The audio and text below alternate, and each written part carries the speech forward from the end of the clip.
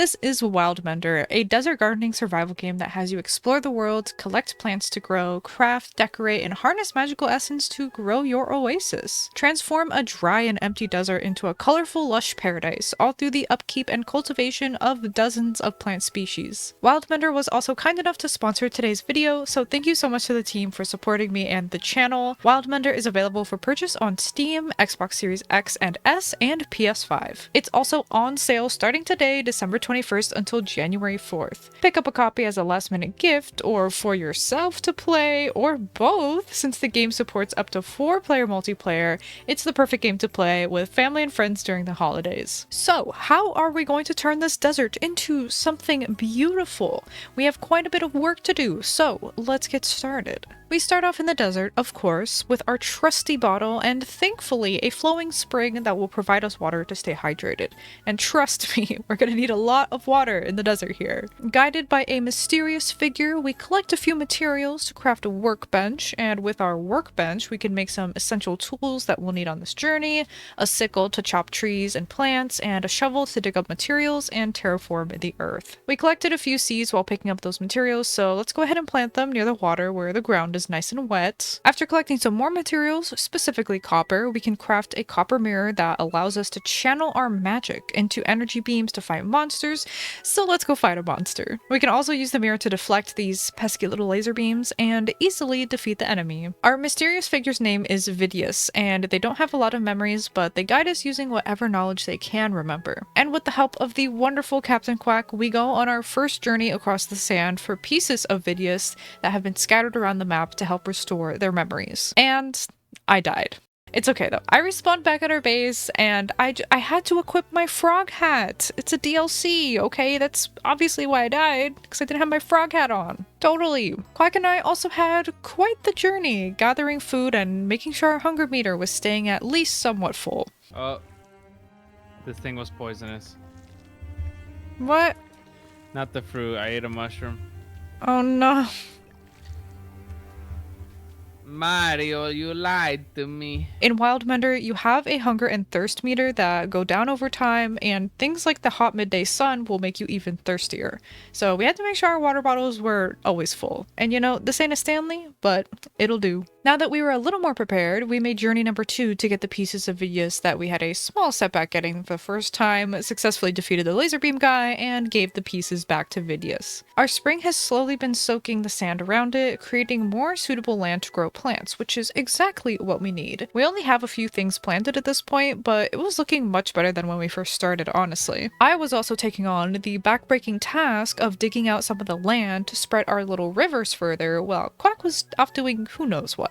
I also found out the hard way how to get hurt in this game, like jumping off a cliff and breaking every bone in my body, and even the tumbleweeds are out to get you. The tumbleweeds hurt you, what the heck?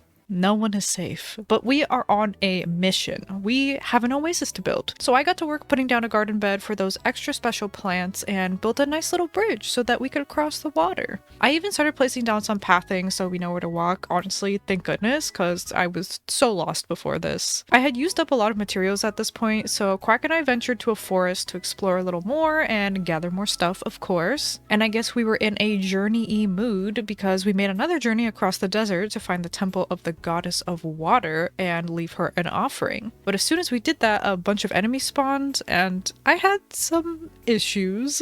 Ah! I'm dying from hunger. Fight for me. I've been for years. 5 years. I might actually die. I just cannot deflect them. Okay, but stop running around. Oh my goodness. I didn't time it right. It's so easy. Just stand still and as it's coming. You don't have to like do it like right on time. There's such a giant window to do it. Which you could do it like so much earlier. But thankfully, my boyfriend was able to save the day, and our reward for defeating them was the memory seed, unlocking faster running with these cute little flower paths and letting us cross gaps with these big tree branches. We made our way back to base, and I got to work planting more plants in as many places as possible and continued digging out the trenches for more water. I found this absolute cutie in the forest while gathering materials, but I didn't have the skill unlocked to tame him. I made a mental note to go back to him and continued adding some decorations all around the plants and digging more trenches structures again. I planted even more plants and did some rearranging to the structures that I already had scattered around the area, just making things look more cohesive, you know? I unlocked the skill to tame creatures and I went and invited our little friend to our in-progress oasis. What should we name him? Like, I was thinking Greg. Is Greg good? But this is what really kicks things up a notch. You can infuse some of your magic and materials into fully grown sunburst shrubs to create a meadow mother. It turns all of the restored land around it into meadow, and just like that, we have grass. It looks even better now. So cute.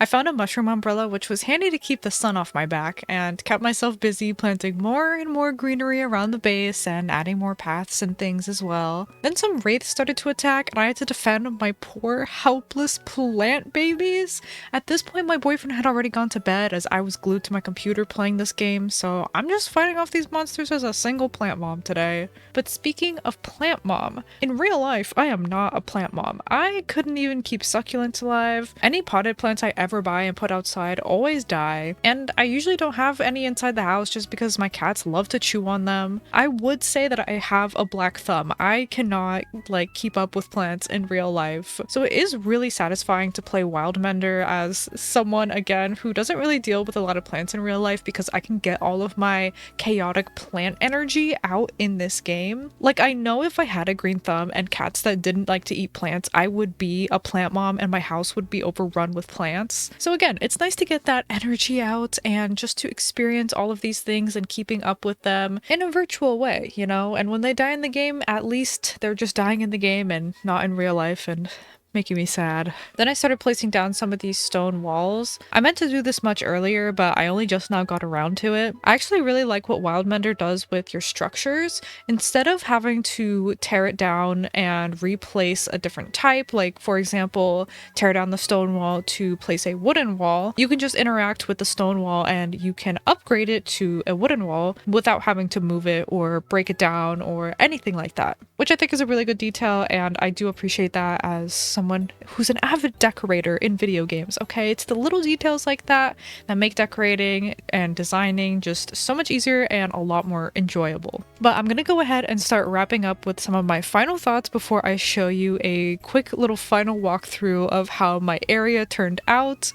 Although I was kind of bad at the beginning stage of this game, especially in some of those fights as you saw, once I started progressing and finding new plants and unlocking new abilities, this game was getting really, really addicting and fun for me. I was supposed to be working on this script that I'm telling to you right now, and I was just sitting there playing the game instead. I'm just here dumping more hours into Wildmender, and I'm like, Raven, you gotta go write your script. Like, come on, girly. It's really fun. I love the environment and the vibe of your little area that you build. I keep calling it a base, but I don't really know what else to call it. I guess in your oasis, you pretty much always have your little ability going that makes you run faster and also leaves that little trail of the glowing lotus flowers behind you.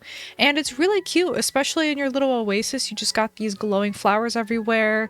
Some of your other plants are glowing with the magic energy that you get from them. There's a lot going on. Everything is very pretty and very visually interesting, and I just love the environment and the aesthetic of everything. But yeah, that's pretty much my thoughts. Let's go ahead and do our little final walkthrough of what I managed to create. I wanted to show you everything at night just again to get that glowy aesthetic vibe from everything. I think it all looks so pretty. Definitely not completely finished, but what we've done so far is amazing compared to when we just started on that totally empty, dry desert. Now we have this beautiful oasis. Thank you again to Wildmender for sponsoring this video. Don't forget, it is on sale until January 4th.